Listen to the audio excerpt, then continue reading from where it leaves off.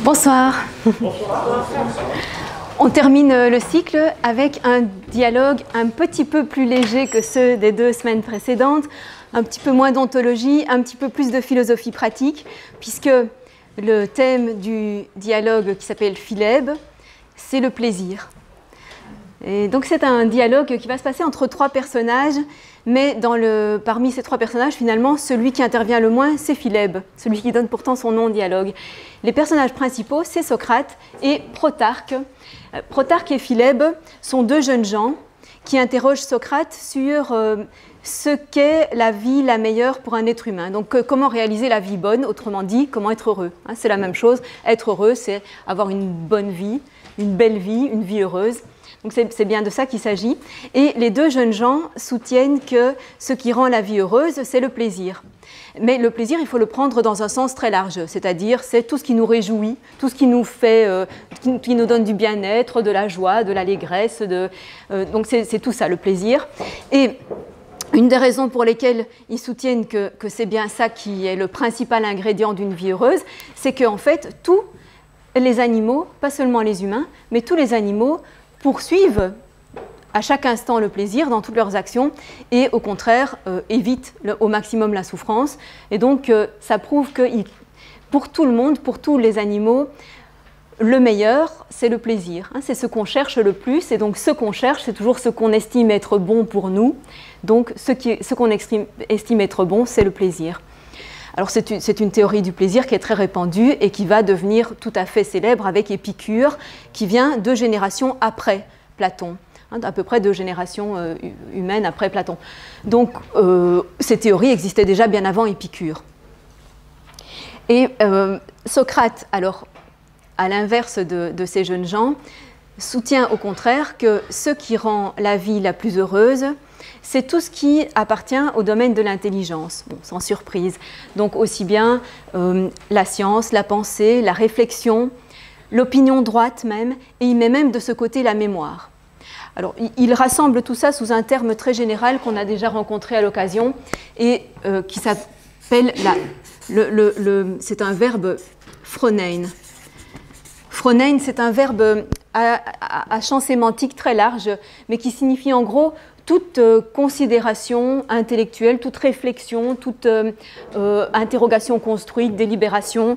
On le traduit parfois par sagesse, mais de nouveau dans un sens très large, du fait d'être attentif aux choses, ne pas s'engager spontanément. Enfin bon, tout ça, c'est le phronein. Mais il utilise aussi le terme beaucoup plus précis pour dire pensée et intelligence dans le sens le plus intellectuel du mot. Comment est-ce que l'un et l'autre vont défendre leur thèse? Le dialogue commence au moment où Philèbe, justement, a renoncé à discuter avec Socrate. Bon, on comprend que, implicitement, on comprend qu'il est fatigué d'argumenter, et donc c'est Protarque qui prend la relève.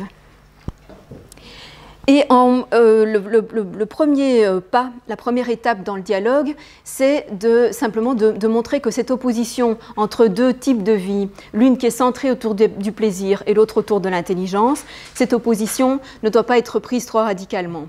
Alors parce que, premièrement, c'est très simple, l'intelligence aussi est un plaisir. Donc on ne peut pas séparer radicalement les 2. Mais de manière plus importante, personne, en fait, ne voudrait d'une vie qui serait exclusivement de plaisir ou exclusivement de pensée ou de connaissance. Et pour montrer que personne ne voudrait d'une vie de plaisir, parce que d'une vie de connaissance, c'est assez évident, mais enfin, une vie tout à fait dépourvue de plaisir, évidemment, tout le monde s'accorde à dire que personne n'en voudrait, mais c'est un peu plus compliqué pour une vie de plaisir. Et comment Socrate arrive à le faire accepter, c'est précisément parce qu'il a mis certaines choses, il a mis tellement de choses du côté de l'intelligence qu'il ne reste plus rien du côté du plaisir. Plus précisément, il dit comment est-ce qu'on peut éprouver du plaisir si on n'a pas l'opinion qu'on a du plaisir, ou si on ne pense pas avoir du plaisir. Autrement dit, ce qu'il cherche à exprimer par ce verbe, avoir l'opinion, penser que, c'est avoir conscience. C'est avoir conscience. Et alors, une particularité du grec que je vous avais déjà signalée, qui va encore revenir plus tard dans le dialogue, c'est qu'il n'y a pas de mot grec pour dire avoir conscience. C'est très curieux. Et il n'y en a pas, mais c'est un mot qui va se construire progressivement parce que les philosophes le cherchent. Ils en ont besoin, donc ils vont progressivement arriver à le développer. Mais jusque-là, on dit penser que, avoir l'opinion que, sentir que, ou éventuellement, on utilise la négation du verbe qui signifie « il m'échappe que ». Donc, il ne m'échappe pas que, c'est que j'ai conscience. Mais c'est très curieux, ce manque sémantique-là. Bon, en tout cas, très clairement, pour notre argumentation, c'est bien ça que Socrate veut dire.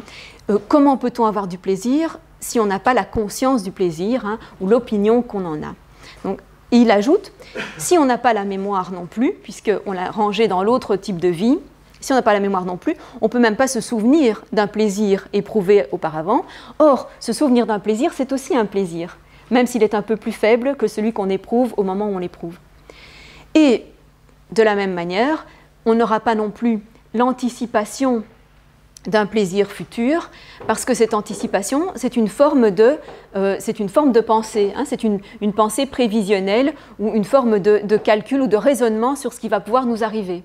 Il faut un raisonnement pour pouvoir dire tiens, si je fais ça, il va m'arriver un certain plaisir. Donc si on n'a pas du tout de raisonnement, on ne peut pas avoir non plus cette anticipation d'un plaisir futur. Autrement dit, le plaisir est pour ainsi dire impossible si on le coupe de certains éléments qu'on a mis de l'autre côté, du côté de la réflexion, de la pensée. Donc déjà, il ne faut pas les séparer trop fortement. Et puisque personne ne voudrait d'une vie tout à fait dépourvue de l'un ou de l'autre, on s'accorde très vite pour dire que la vie bonne, la vie heureuse, c'est une vie mixte. Voilà, c'est une vie où il y aura un mélange des deux. Mais Socrate ne va pas abandonner sitôt, il dit aussitôt « mais j'aimerais bien savoir maintenant quel est l'ingrédient qui, dans ce mélange, s'approche le plus de ce qui est bon? Lequel est-ce qu'on pourra dire le plus proche du bon en soi, le plus proche de ce qui est vraiment bon? Quel est l'ingrédient qui est responsable du fait que cette vie est bonne, ou le plus responsable, le plus la cause que cette vie est bonne, plutôt que l'autre? Donc on va quand même essayer de les confronter, tous les deux.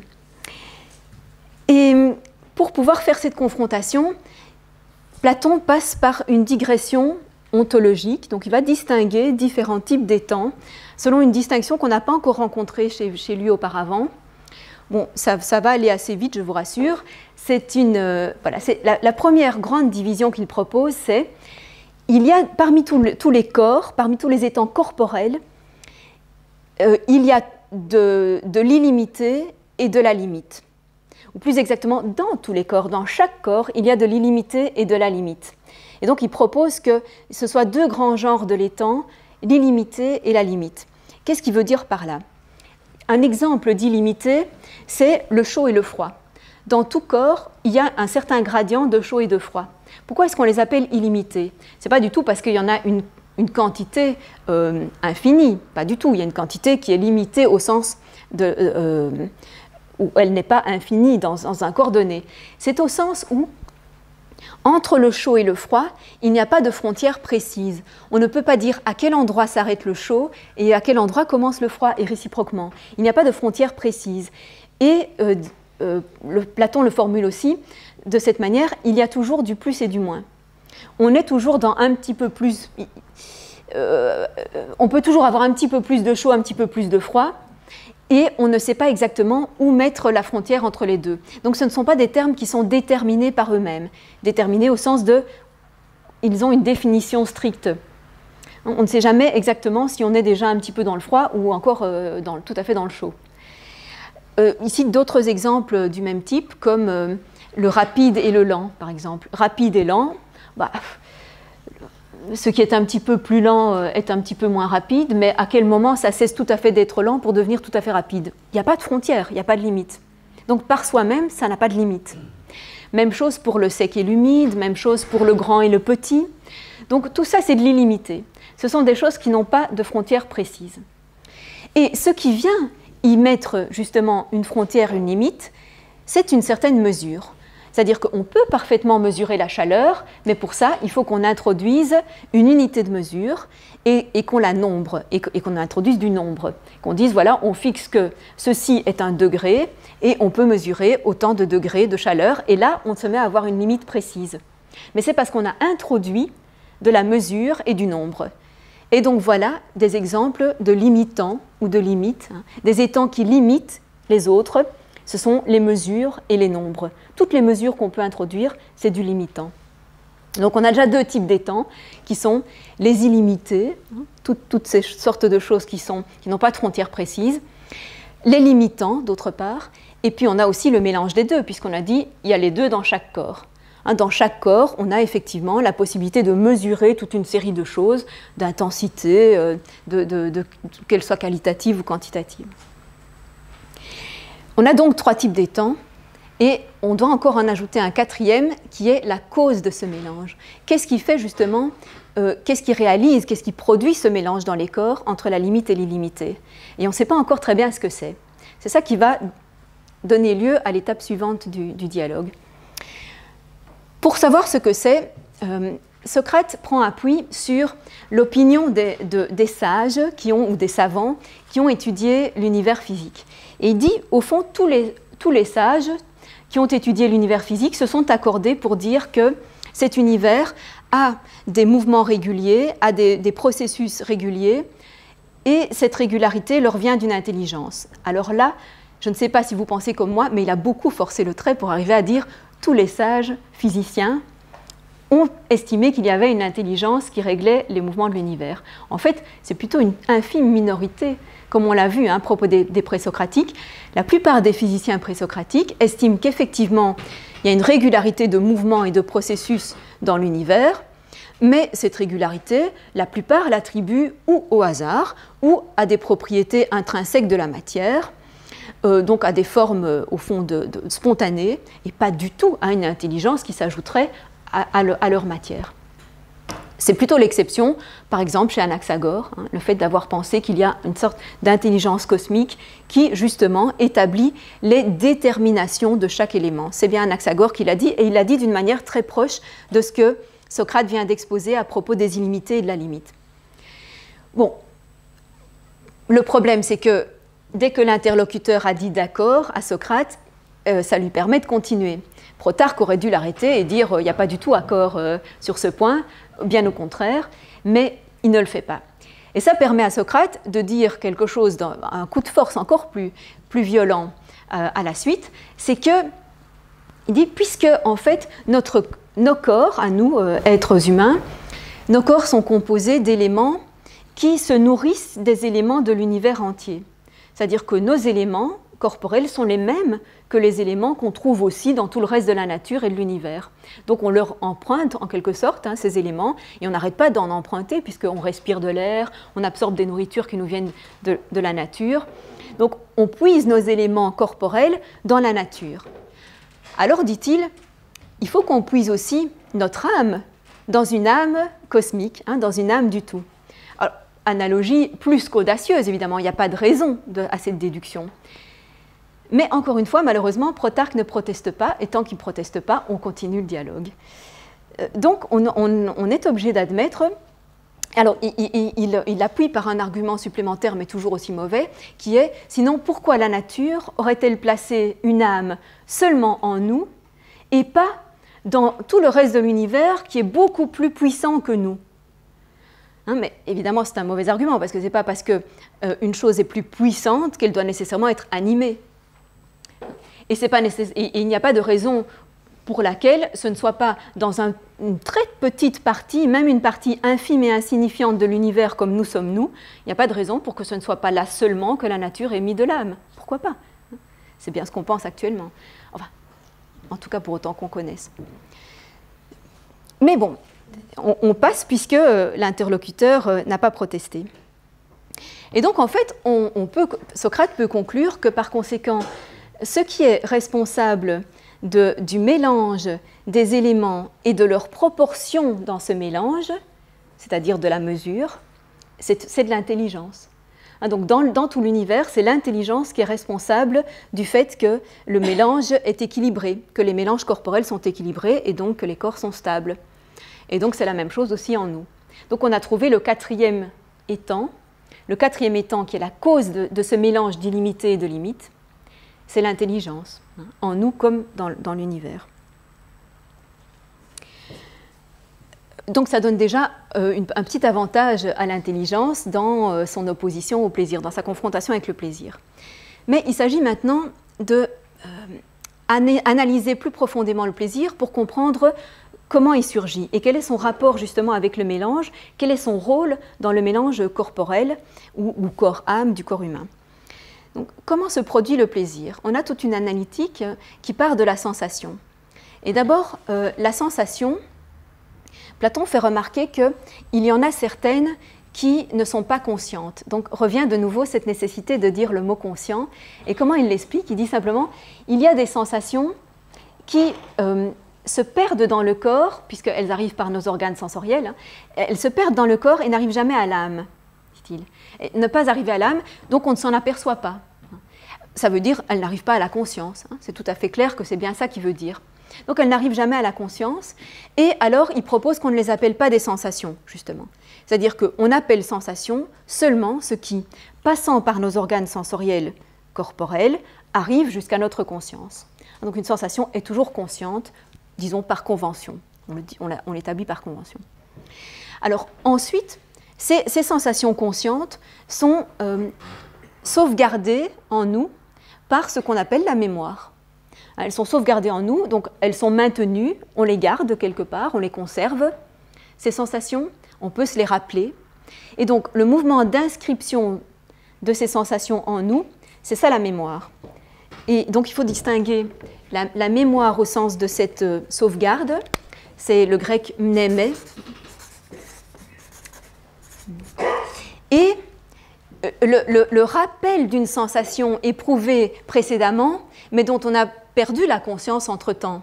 Donc le fait de se ressouvenir de quelque chose dont on a perdu la conscience entre-temps, ça s'appelle, on peut dire la réminiscence, on peut dire aussi l'anamnèse. Le mot grec, c'est anamnesis. Anamnesis, donc c'est très intéressant comme composition de mots parce que la désinence cis, c'est toujours une action. Elle est toujours utilisée pour signifier une action. Donc c'est une action d'aller rechercher la mémoire, hein, le mné de mnémé, et le ana, ça veut dire remonter.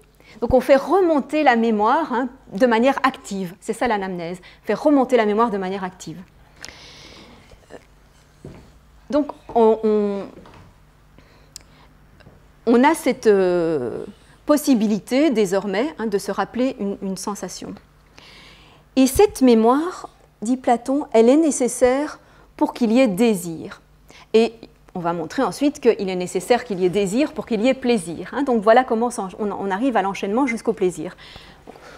Une sensation, on a une mémoire, et ensuite cette mémoire va rendre possible le désir. Pourquoi est-ce qu'on a besoin de la mémoire pour le désir? Eh bien parce que le désir, ce n'est pas simplement un manque du corps. Certes, il faut qu'il y ait un manque. Hein, il faut qu'il y ait, il dit même un vide. Il faut qu'il y ait un vide qui perturbe l'équilibre du corps.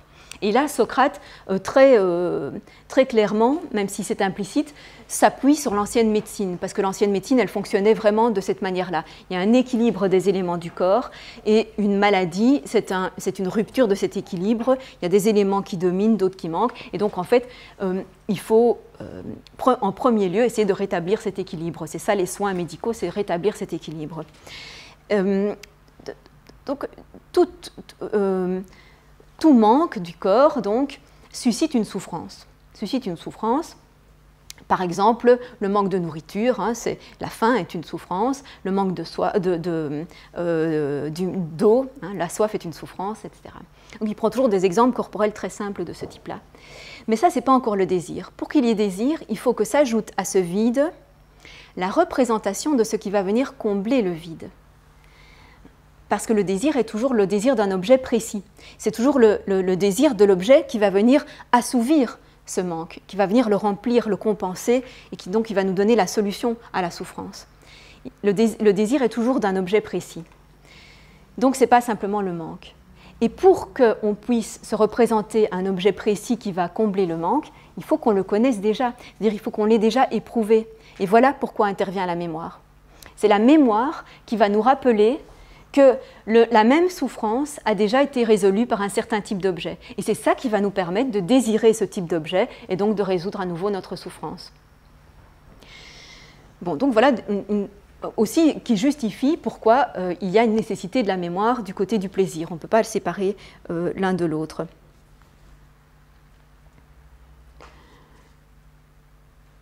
Et d'autre part, comment se fait l'anticipation? Alors, est-ce que justement le désir de l'assouvissement produit toujours une anticipation du plaisir qu'on va avoir? Eh bien, pas nécessairement, dit Platon. Il fait remarquer que pour que le désir comporte déjà une anticipation du plaisir, il faut qu'on ait l'espoir d'obtenir cette chose qu'on désire. Si on a l'espoir de l'obtenir, alors l'anticipation est déjà un plaisir.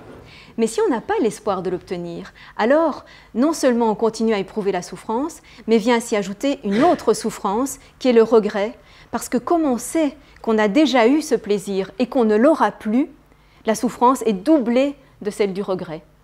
Donc c'est encore pire. Donc c'est très intéressant de voir que tout désir, évidemment, n'est pas nécessairement une anticipation d'un plaisir. C'est une anticipation d'un plaisir si on a bon espoir d'arriver à l'assouvir. Sinon, c'est encore pire que d'avoir seulement le manque. Alors, on va se resservir en fait de ces éléments distinctifs dans la suite du dialogue. Bon. Par la suite, ce que voudrait bien mettre à l'épreuve Socrate, c'est de vérifier si des plaisirs peuvent être vrais ou faux. Parce que du côté de la vie intellectuelle, se trouve évidemment le vrai et le faux. On a des pensées vraies ou fausses, des opinions vraies ou fausses. Et donc, il voudrait bien savoir si du côté du plaisir, on peut aussi se revendiquer du vrai et du faux. Tout le monde est d'accord sur le fait qu'il y a des plaisirs bons et mauvais. Bon, ça, c'est pas difficile à illustrer. Des plaisirs mauvais, c'est par exemple le plaisir de la cruauté, le plaisir de se réjouir du malheur d'autrui, enfin ce genre de plaisir-là. Tout le monde est d'accord que c'est mauvais. Ou des plaisirs nuisibles, si on se fait plaisir d'une manière qui nous détruit ou qui détruit les autres. Donc, bon et mauvais, tout le monde est d'accord. Mais est-ce que ça veut dire qu'il y en a aussi de vrais et de faux? Et Socrate va vraiment s'attacher à montrer que, oui, c'est possible de dire qu'il y a des plaisirs vrais ou faux. Et il va parcourir pour ça 4 arguments différents qui ne sont pas tous d'une qualité, d'une validité extraordinaire. Le premier argument, c'est que on peut avoir, quand on a une opinion vraie ou fausse à partir d'une sensation, quand on a une opinion donc, sur ce que c'est, ce qu'on voit, cette opinion peut être accompagnée d'une certaine image. Il donne un exemple très concret. Dans un buisson, je vois une forme humaine, mais je ne suis pas sûre, je ne vois pas assez bien pour savoir si c'est un homme ou une statue.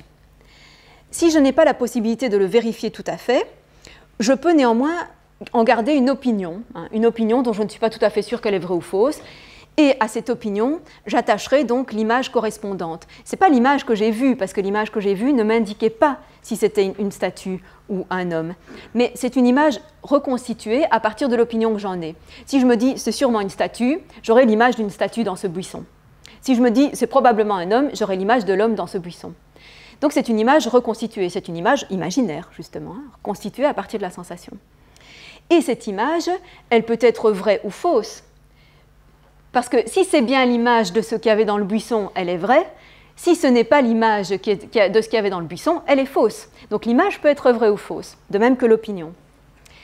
Or, il y a des images de ce type aussi qui sont par rapport au futur, qui sont des anticipations d'un objet futur. Et ce sont des espoirs à ce moment-là, des espoirs imagés. Je peux avoir une image d'un objet que j'espère obtenir. À ce moment-là, c'est donc cet espoir. Socrate essaye de montrer qu'il peut aussi être vrai ou faux, en disant que c'est l'image qui est un espoir, elle est un plaisir, puisqu'on a montré que l'espoir était un plaisir. L'espoir en tant qu'anticipation d'un plaisir est déjà un plaisir.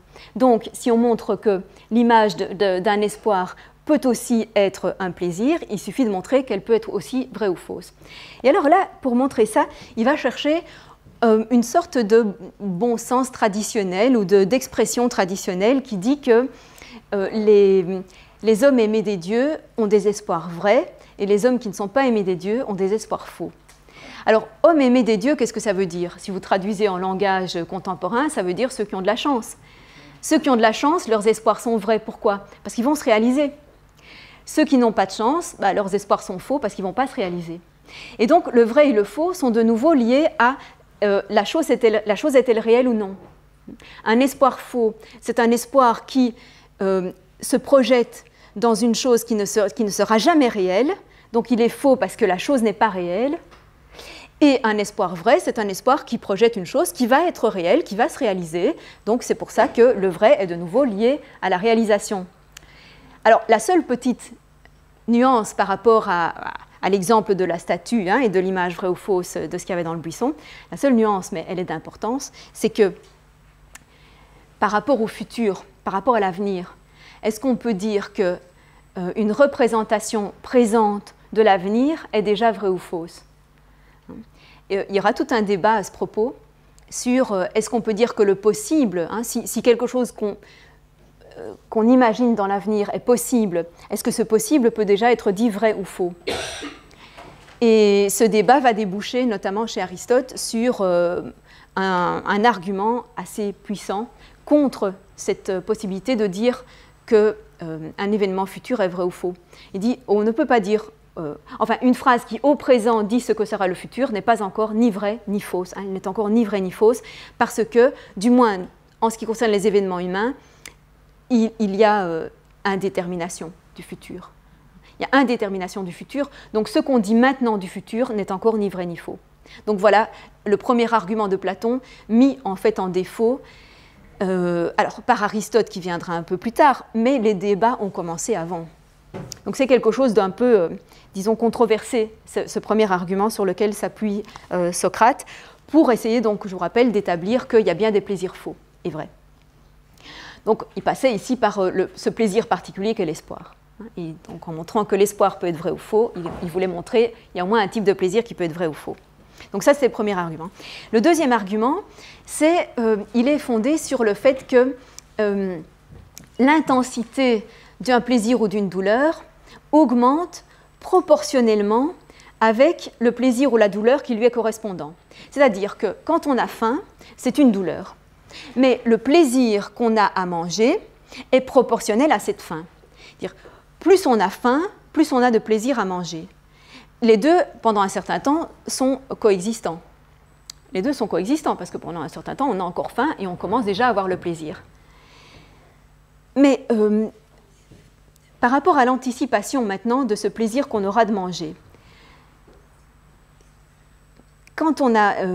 plus on a faim, plus l'anticipation même du plaisir nous donne déjà du plaisir.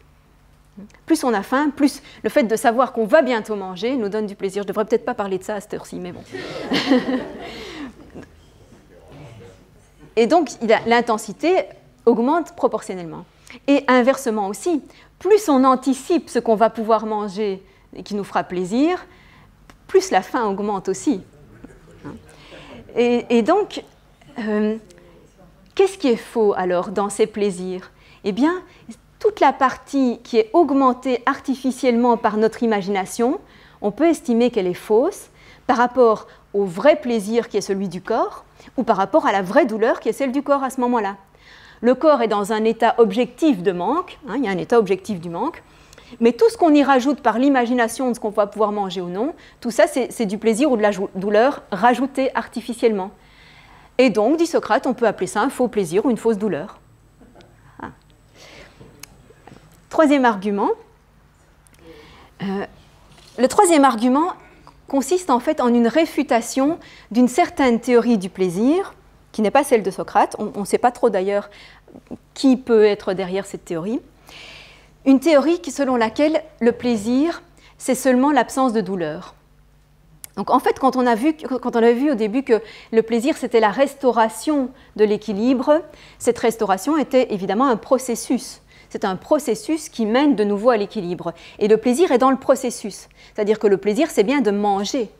Ce n'est pas juste de ne pas avoir faim, le plaisir, c'est de manger pour assouvir justement cette faim. Et il faut avoir faim pour avoir le plaisir de manger.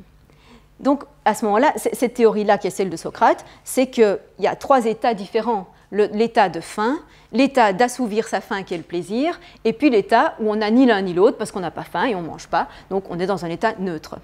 Donc ça, c'est une théorie de trois états. Mais ici, la théorie qu'il réfute, c'est une théorie qui ne reconnaît que deux états. Ou bien on est dans la douleur, ou bien on est dans le plaisir. c'est l'un ou l'autre. Et donc, il suffit de ne pas avoir de souffrance pour avoir du plaisir, d'après cette théorie-là. Et elle est rapprochée, enfin, elle accompagne apparemment la thèse du mobilisme perpétuel. C'est-à-dire que elle s'appuie sur le fait que dans le corps, il y a constamment des mouvements, constamment des processus qui sont en train de se faire, et ces processus ou bien sont agréables, ou bien désagréables, donc ou bien procurent de la souffrance, ou bien du plaisir, mais c'est constant. Il y a tout le temps quelque chose qui se passe et qui donc nous donne plaisir ou souffrance. La réfutation, c'est que, en fait, s'il y a bien effectivement des processus constamment dans notre corps, en revanche, ils ne sont pas tous conscients.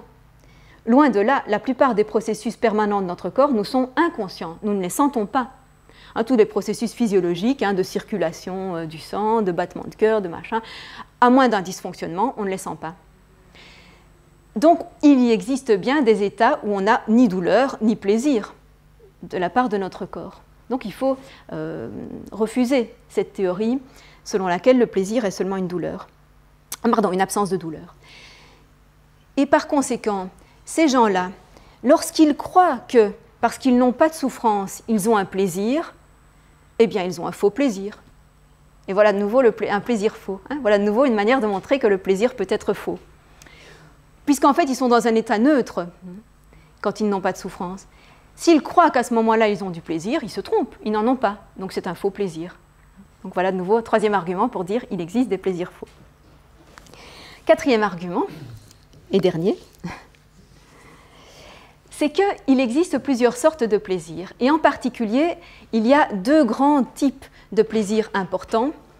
Il y a des plaisirs qui sont toujours accompagnés aussi d'une souffrance, parce qu'ils répondent à une souffrance, c'est ceux qu'on a vus jusqu'à présent, et c'est la majorité d'entre eux. La majorité des plaisirs, c'est justement la restauration d'un état qui était rompu par une douleur.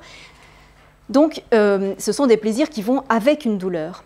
La majorité sont dans ce cas, c'est ce qu'il appelle les plaisirs mélangés. Et jusqu'ici, on a parlé de ceux du corps, mais c'est pareil aussi pour les plaisirs qui sont simplement des plaisirs de l'âme, ou on dirait peut-être des émotions ou des plaisirs de l'esprit. Et c'est une série d'émotions comme la colère, la peur, l'amour, la tristesse, la jalousie, l'envie. Donc toutes ces émotions-là, qui ne sont pas des modifications corporelles, enfin, même si elles peuvent les entraîner, mais qui sont des plaisirs, disons, de l'âme, enfin des plaisirs ou des douleurs, bien sûr, sont chaque fois mélangés. Ils ne donnent pas une démonstration pour chacun. On pourrait s'amuser à le faire. On pourrait chercher si effectivement on trouve chaque fois le correspondant. Je pense que pour l'amour, par exemple, c'est très évident que l'amour s'accompagne toujours de la peur de perdre ce qu'on aime, de la peur de ne plus l'avoir, de la peur de... Donc, bien entendu, l'amour est toujours accompagné d'une souffrance. Tout est une question de proportion. En quelle proportion il y a le plaisir et la souffrance. Mais Platon fait une démonstration seulement à propos de l'envie. Et cette démonstration elle est devenue célèbre parce que ça lui permet de faire une digression sur la comédie, sur le plaisir suscité par la comédie, qui va inspirer notamment Bergson dans son essai sur le rire. Et donc c'est assez célèbre cette digression. Mais c'est bien pour montrer que l'envie, qui est une douleur, l'envie c'est plutôt une douleur, quand on envie quelqu'un, on souffre de ne pas avoir la même chose que lui. Eh bien, elle est mais en même temps accompagnée d'un certain plaisir. Et ce plaisir, c'est le plaisir, justement, la réjouissance du malheur d'autrui, du malheur de celui qu'on envie. Donc on va se réjouir de lui chercher des malheurs s'il n'en a pas de réel. Et la comédie est une illustration de ça. Parce que le rire dans la comédie n'est pas suscité par n'importe quoi. En fait, la comédie antique, elle obéit à certains canons, exactement comme la tragédie. Elle ne suscite pas de n'importe quelle manière le rire. Elle est basée entièrement sur un certain type de ridicule. Et les personnages de la comédie sont ridicules. Platon ici est très très précis, il décrit vraiment de manière très précise une sorte de diagnostic de la comédie. Les personnages sont ridicules parce que ce sont toujours des gens qui s'imaginent être plus qu'ils ne sont. Donc, que ce soit dans n'importe quel domaine, plus qu'ils ne sont quant à leurs caractéristiques physiques ou capacités mentales ou possession matérielle, enfin peu importe quant à quoi, mais en tout cas c'est des gens qui pensent avoir plus qu'ils n'ont, être plus qu'ils ne sont, et qui du coup tombent dans des tas de mésaventures, sont évidemment déconfits, sont trompés, enfin il leur arrive des tas de déceptions, et c'est de ça qu'on rit. Et c'est de ça qu'on rit, hein, de voir quelqu'un qui se prétend beaucoup plus qu'il n'est et puis qui du coup est complètement rabaissé. Donc c'est le prétentieux attrapé, enfin bon, c'est ça le ressort de la comédie. Et en plus, un autre critère indispensable, c'est que ces personnages ne soient pas trop puissants, ne soient pas des gens très puissants. Parce que si ce sont des forts et des puissants, alors, dit Platon, ils ne suscitent pas, donc quand ils ont trop de prétentions, ils ne suscitent pas le ridicule, ils suscitent la haine. C'est très bien observé aussi, hein, pensez à ça, je veux dire, si on s'imagine quelqu'un de très puissant, qui en plus est prétentieux et s'imagine être plus qu'il n'est, ça ne suscite, on n'a pas envie d'en rire, on a envie de le mépriser, de le détester. Alors que si c'est quelqu'un, un pauvre plouc là, qui s'imagine être, on a envie de rigoler. Hein. C'est très bien observé, je pense. Enfin bon. Donc tout ça pour dire, pour montrer ce mélange qu'il y a hein, dans le rire de la comédie, combien il y a de mauvais plaisirs en fait, combien il y a en même temps de douleur, parce que combien il y a d'envie hein, dans ce rire ou de supériorité malsaine. Et donc, en fin de compte, Socrate conclut, ce rire-là, il est injuste. Ce rire-là, il est injuste quand on rit de ce type de personnage. Mais s'il est injuste, est-ce qu'on peut dire du coup qu'il est faux? Parce que c'est ça qu'on voulait démontrer au départ. Est-ce que pour autant il est faux? On ne peut pas le montrer, mais on peut montrer que l'inverse est vrai. C'est-à-dire que les plaisirs qui ne sont pas mélangés à des choses, disons, néfastes, à des tristesses, à des émotions négatives, ceux qui n'y sont pas mélangés, on peut dire qu'ils sont vrais. Hein, donc on ne peut pas démontrer directement qu'un plaisir mélangé est nécessairement faux, mais on peut montrer que les plaisirs non mélangés sont vrais. Et comment on va le montrer? Les plaisirs non mélangés, c'est quoi d'ailleurs? Quels sont ces plaisirs qui ne sont pas des compensations pour une souffrance? Hein, donc aussi, dont l'absence ne crée pas une souffrance. Ce sont par exemple les plaisirs esthétiques, certains plaisirs esthétiques. Donc si le fait de voir quelque chose de beau, d'entendre quelque chose de beau, de sentir des parfums délicieux, mais qui ne sont pas liés à un besoin, donc pas un parfum de nourriture quand on a faim bien sûr, hein, donc des parfums purement, uniquement beaux, et bien sûr aussi les plaisirs intellectuels.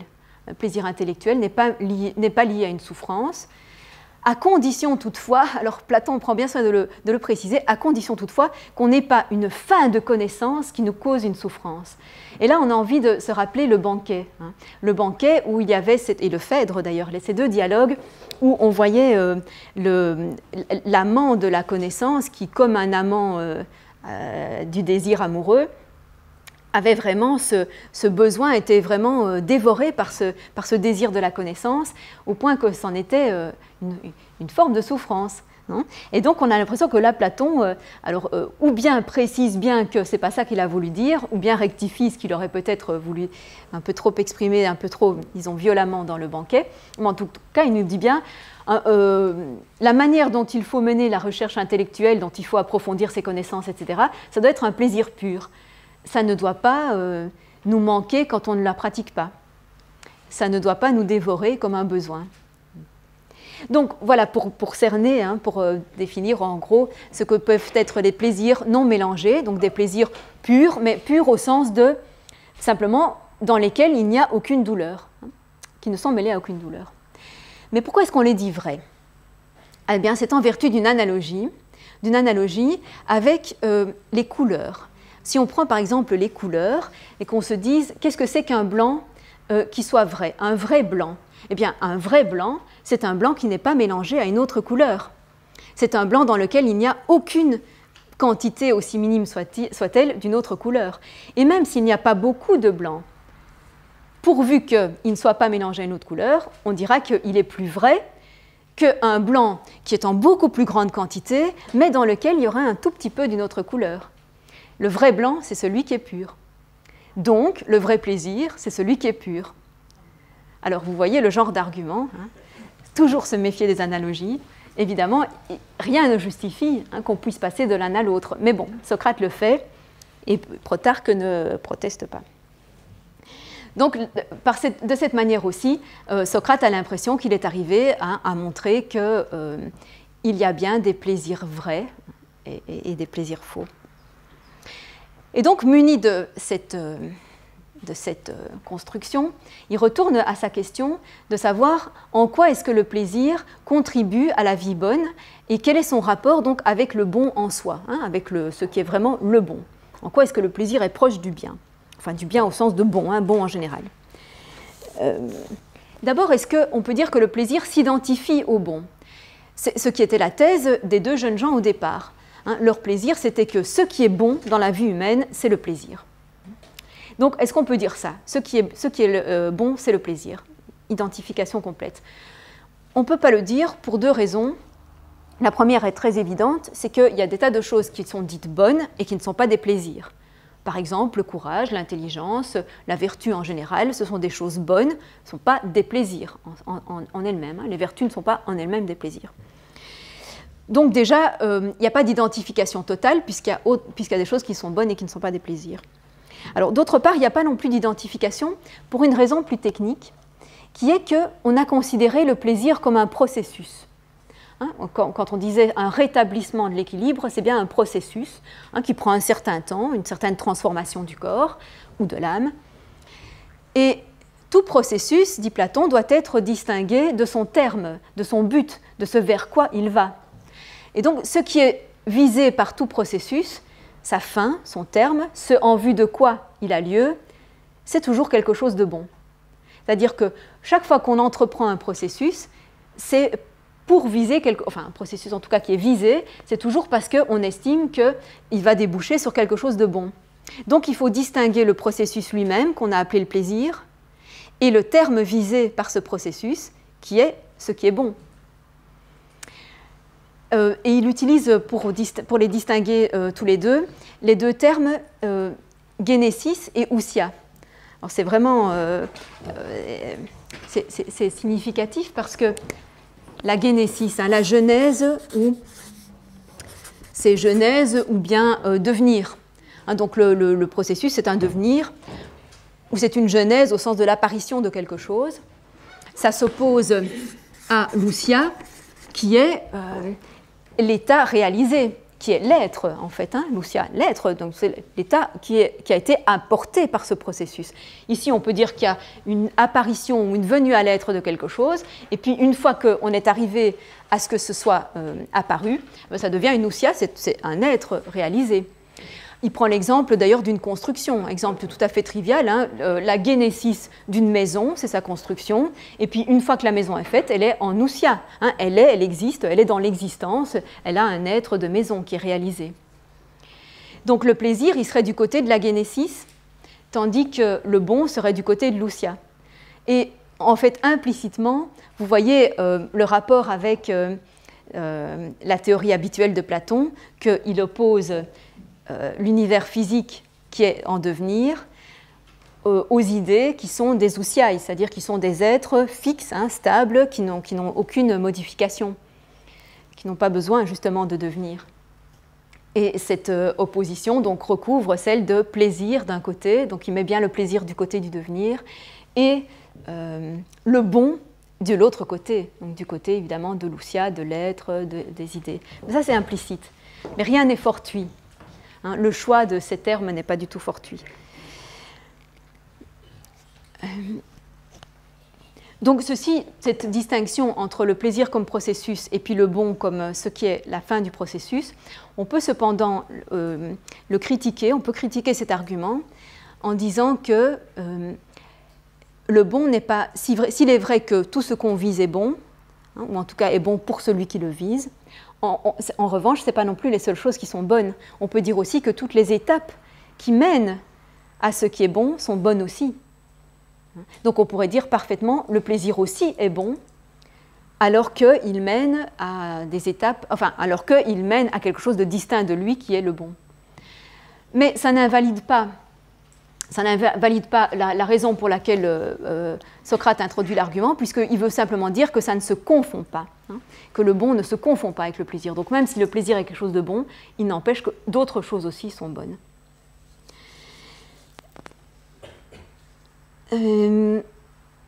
Alors maintenant, il s'agit de savoir si, à l'inverse, l'intelligence se confondrait avec le bon. Et donc, est-ce qu'on pourrait dire que la vie bonne est entièrement déterminée par l'intelligence, que c'est vraiment l'intelligence qui nous mène à la bonté de notre vie et pas du tout le plaisir, puisqu'on a vu que le plaisir ne s'identifie pas à elle. Donc, est-ce qu'on peut identifier intelligence et le bon en soi?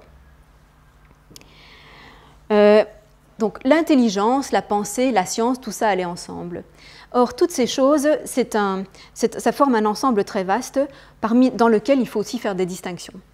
Et les premières distinctions, ce sera parmi les sciences, la distinction entre la part de sciences et de sciences appliquées, de techniques, la part qui relève entièrement des données sensibles, donc tout ce qui est formé sur l'observation sensible, l'expérience, toutes les hypothèses qui nous viennent de la sensibilité et des corps, et d'autre part, ce qui, dans ces mêmes sciences et techniques, relève du calcul, de la mesure et en somme toute des mathématiques. Hein, donc dans toute science ou dans toute technique, il y a une partie de données sensibles et une partie mathématique. Et la partie mathématique sert justement à donner une exactitude à ces données sensibles. C'est exactement une reprise de l'illimité et de la limite. Hein.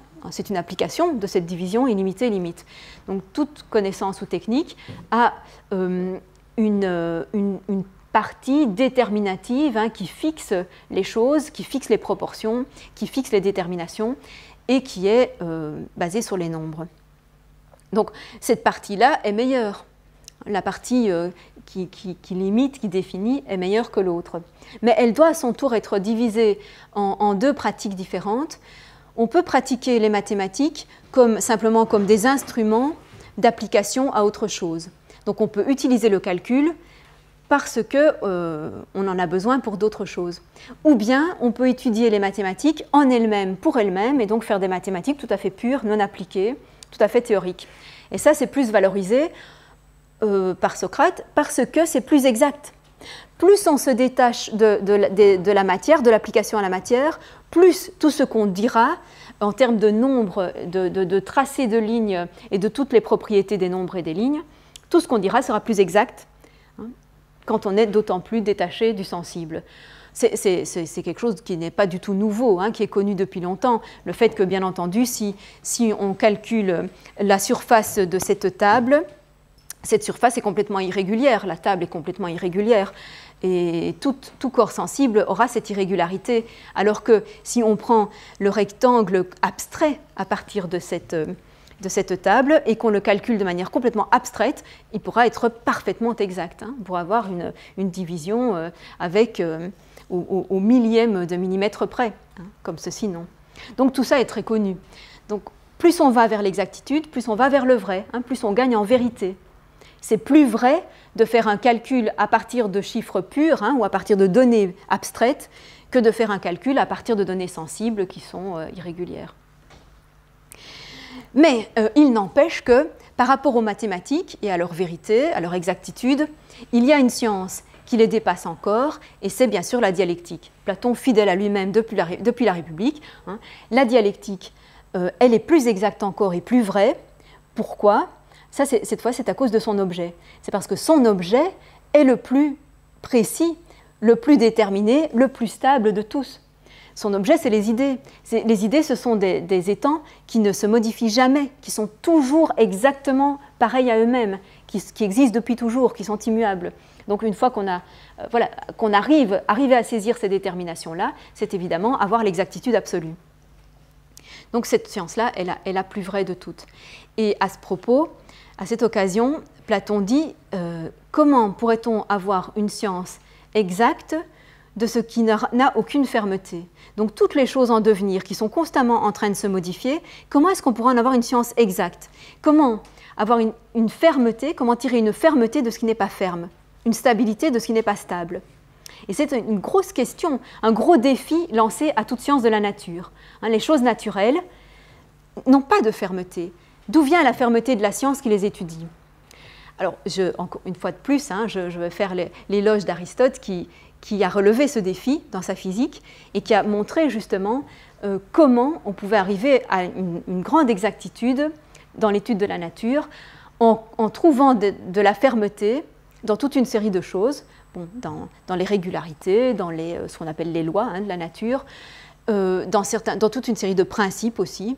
On verra sans doute Aristote lors d'un autre cycle, mais c'est un défi, c'est très intéressant de voir comment le défi ici est lancé par Platon.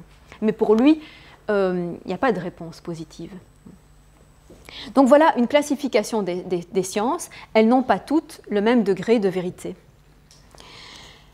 Et il faut en tenir compte donc, quand on établit celles qui doivent être incluses, comprises dans une vie complète. Une vie complète, une vie heureuse, une vie qui se suffit à elle-même, qui n'a plus besoin de plus, donc qui est heureuse en ce sens qu'elle a atteint tout ce qu'elle cherche. Qu'est-ce qu'elle devra intégrer? Est-ce qu'on peut, demande Socrate, est-ce qu'on peut se contenter d'y intégrer seulement les sciences les meilleures, dialectique, mathématiques seulement, et seulement les plaisirs les meilleurs? Sur les sciences, ils sont tout de suite d'accord que la vie la meilleure, elle a besoin de toutes les sciences et de toutes les techniques. Elle ne peut pas se passer non plus de tout ce qui est appliqué. Donc il faudra les intégrer toutes. Mais en sachant qu'elles n'ont pas le même titre à être bonnes, elles ne sont pas aussi bonnes, aussi vraies les unes que les autres. Quant au plaisir, est-ce qu'on doit procéder de la même façon? Est-ce qu'on doit dire qu'on a besoin de tous les intégrer pour que la vie heureuse soit complète? Et là, c'est différent. Les plaisirs sans douleur, bien entendu, on peut les intégrer tous. Plus on en a, plus la vie sera heureuse. Mais parmi les plaisirs mélangés, on ne retiendra que ceux qui sont nécessaires. Nécessaires, c'est-à-dire nécessaires pour l'entretien du corps, nécessaires pour la santé. Nécessaires, donc on a besoin effectivement du plaisir de manger pour assouvir la faim, on a besoin de tous ces plaisirs qui sont directement liés à la vie. Et cette distinction donc, de plaisir nécessaire et non nécessaire, évidemment, elle est célèbre chez Épicure. On la retrouve chez Épicure dans sa classification, là aussi des plaisirs qu'il faut poursuivre et de ceux dont il faut se méfier. Donc en fait, le Philèbe, c'est vraiment un dialogue très fondateur pour toute cette problématique. Donc on va intégrer seulement ceux-là dans la vie bonne, et ensuite on pourra se demander qu'est-ce qui réalise le mélange harmonieux, l'équilibre le meilleur possible entre tous ces ingrédients de la bonne vie. Puisqu'on a toute une série d'ingrédients différents, qu'est-ce qui réalise ce mélange? Est-ce que ce n'est pas cela qui sera considéré comme le plus responsable de la vie bonne, puisque un mélange, ce qui fait qu'il est bon ou pas, c'est la proportion de ces ingrédients. Le mélange est bon si la proportion des ingrédients est bonne. Et à nouveau, donc, on est obligé d'introduire la mesure comme garant de cette bonne proportion de tous les ingrédients de la bonne vie. Donc il faudra avant tout que cette bonne vie soit mesurée, que ce soit une vie mesurée, où tous les ingrédients ne viennent pas dans n'importe quelle quantité et n'importe comment, mais qui soient ajustés.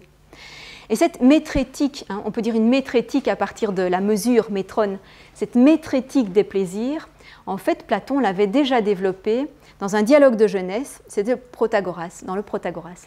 Mais il s'en était tenu simplement à une forme d'hédonisme avant la lettre, d'hédonisme très proche de celui que développera Épicure, c'est-à-dire de dire, le raisonnement qui veut qu'il vaut mieux modérer certains plaisirs pour ne pas avoir de plus grands désagréments par la suite.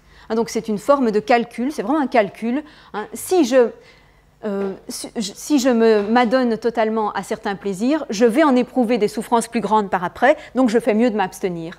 Et c'est juste pour cette raison-là, par une sorte de calcul bien compris, que je ne vais pas le faire. Donc, ce calcul, il l'avait déjà exposé, mais ici, il ne s'en tient pas du tout à ça.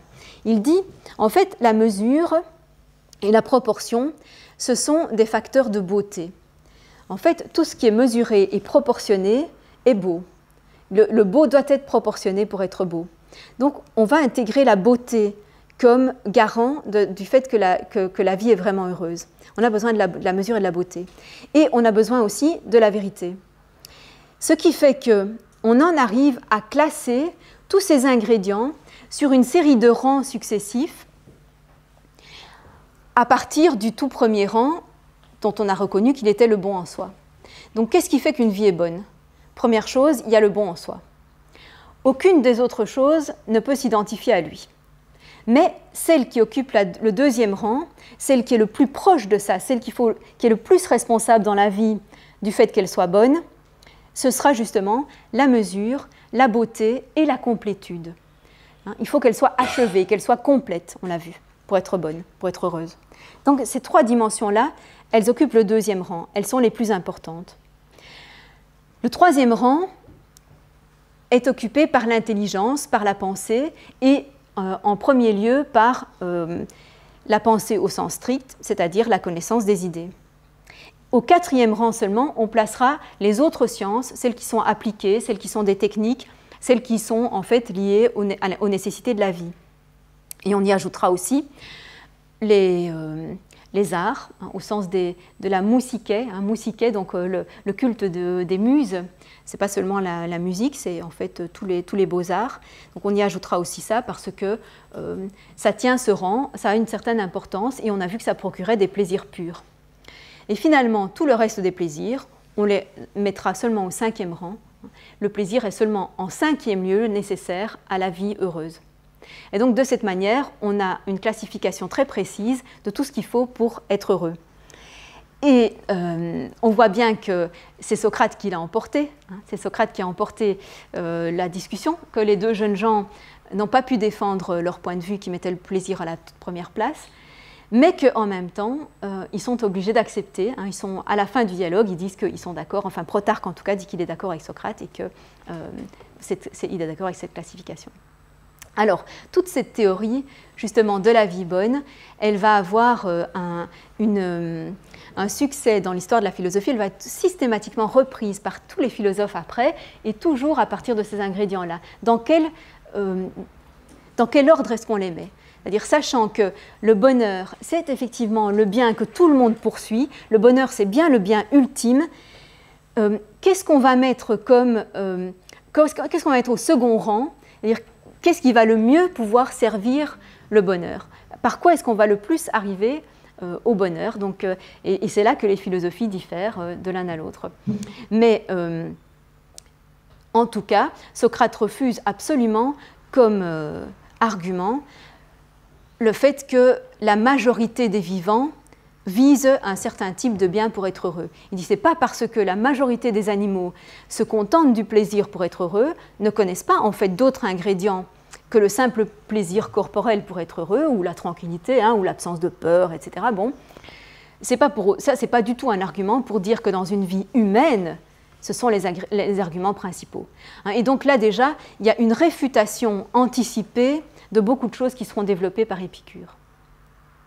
Voilà. C'est la fin du dialogue.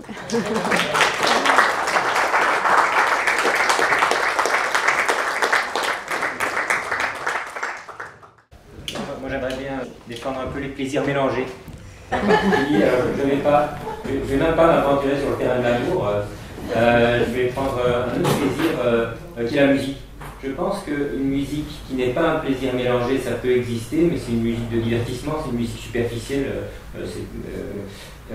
mais que ce qui fait le plaisir le plus profond dans la musique, à mon avis, c'est justement une tension. Alors c'est peut-être parce que ma période préférée, par exemple en classique, ça va de Mozart à Chopin, mais je pense que dans la musique, ce qui provoque justement cette vibration, ce sentiment, c'est que la musique peut susciter un souvenir de souffrance et d'une nostalgie, par exemple. Il n'y a rien de plus beau dans un mouvement de Mozart que le moment où on sent une éclaircie, un arc-en-ciel, après un moment très sombre ou très triste ou très lancinant, et puis tout d'un coup la musique s'ouvre et on sent vraiment un bonheur, un plaisir. Et c'est un plaisir mélangé en fait, où on écoute un Schubert, aussi si on écoute le chant du cygne ou des choses comme ça, ou les impromptus ou n'importe quel morceau de Schubert, en fait le bonheur, le plaisir pensant, il provient d'une tension, d'une nostalgie, d'une certaine manière, d'une souffrance. Alors c'est peut-être quelque chose de particulier à la musique romantique, peut-être que le plaisir que peuvent ressentir des amateurs de Boulez est très différent, ils n'ont pas besoin de ressentir cette tension. Moi je l'ignore, ce plaisir-là, donc je ne peux pas vraiment en juger. Mais je pense que la musique est quelque chose de très particulier de ce point de vue-là et où le plaisir est intrinsèquement mélangé. Une musique simplement qui est réconfortante, pour moi c'est une musique de fond, mais c'est pas le plaisir le plus profond des plaisirs de la musique. Donc la profondeur du plaisir provient du mélange. Voilà, alors les musiciens dans la fête, quelque chose de plus éclairé. Oui, disons, c'est très difficile à cerner cette question-là. Bon, ça dépend évidemment des individualités qui reçoivent ce phénomène musical. Ça dépend de notre éducation, bon, etc. Bon, ça c'est une chose. Ensuite,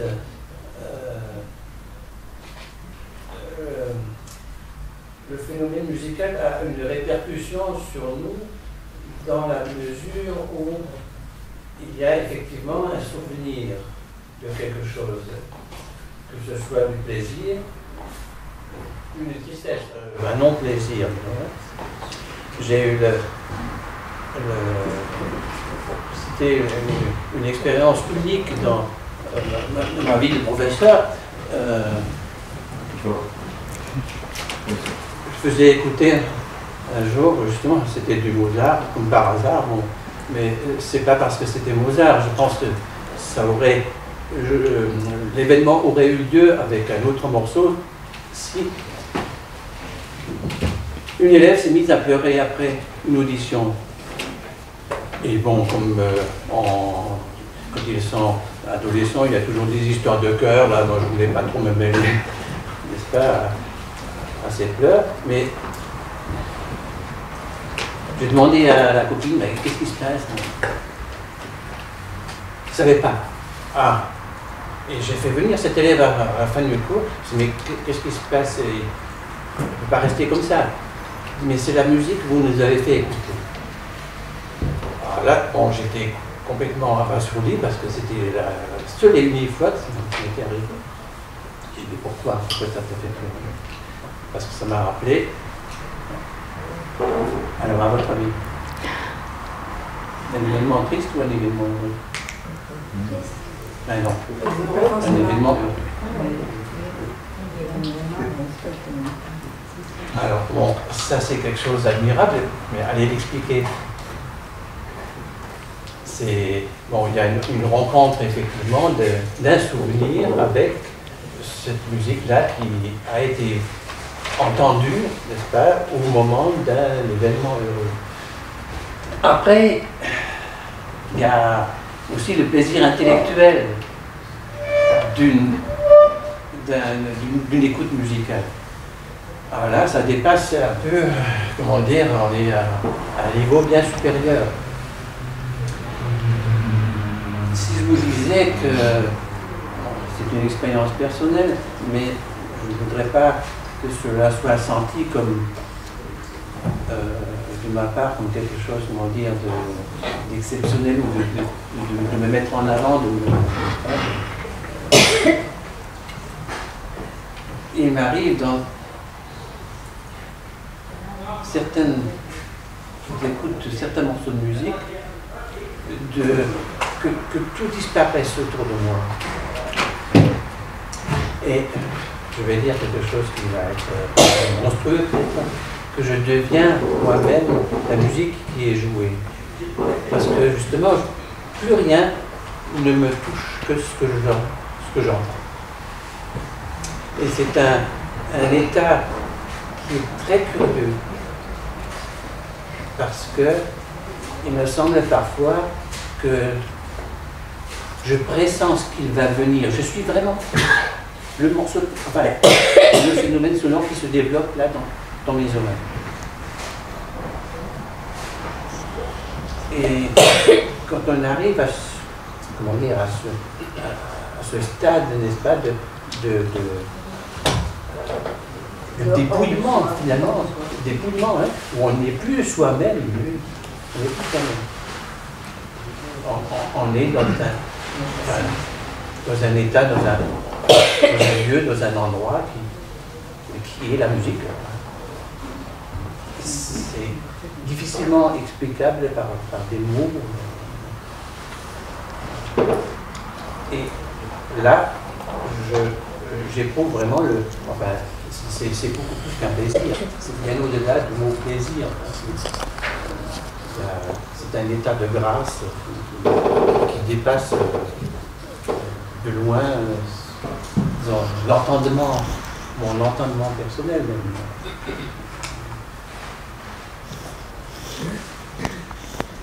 Oui, dans l'abécédaire de Deleuze l'explique très bien à ce propos. Je me souviens, j'avais retenu ça parce qu'il disait que pour les philosophes, c'était le concept, pour les musiciens, pour les peintres, c'était l'affect, et pour le percept, pardon, je ne sais pas d'ailleurs ce que c'est. Alors, le percept pour les peintres, et pour les musiciens, l'affect.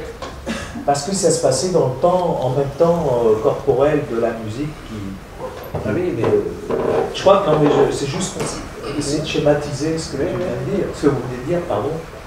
Et c'est ça, je crois, la transcendance de l'art ou de la pensée. Exactement. La transcendance va à tel point que la musique se développant dans le temps n'existe plus. C'est ça. Si je voulais, comment dire, être mathématique, bon, je commence mon histoire maintenant, là, je me chronomètre. Ça va durer une demi-heure. Mais dans ce que j'aurais vécu, entre guillemets, il n'y a pas eu une demi-heure. Il y a eu enfin, une éternité. Il y a eu très peu de temps, mais beaucoup de temps aussi. Je voudrais préciser quelque chose par rapport à ce que tu dis. D'abord, ton premier exemple, c'est que, disons, il peut y avoir un plaisir mélangé, justement, et qui se nourrit d'un souvenir heureux, qui fait pleurer. Donc, c'est vraiment la jonction comment dirais-je, d'une certaine tristesse et du plaisir.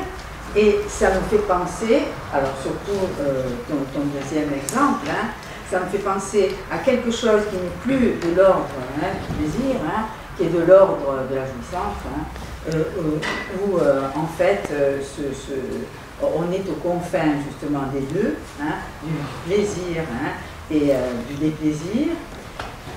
Ça, c'est la jouissance, disons, si on peut dire, dans une sorte de définition ordinaire.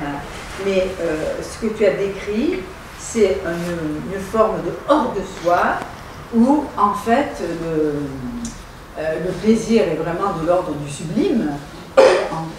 On s'oublie totalement, c'est une forme de jouissance extrême, de jouissance qui te fait sortir, y compris de ton propre corps, bien qu'il soit là, il vibre, mais tu es au-delà, ça ressemble d'une certaine façon à la jouissance mystique. Oui, j'allais dire, je vais parler d'extase, justement. Voilà, ça ressemble à ça, ce que tu as décrit, ça ressemble à ça.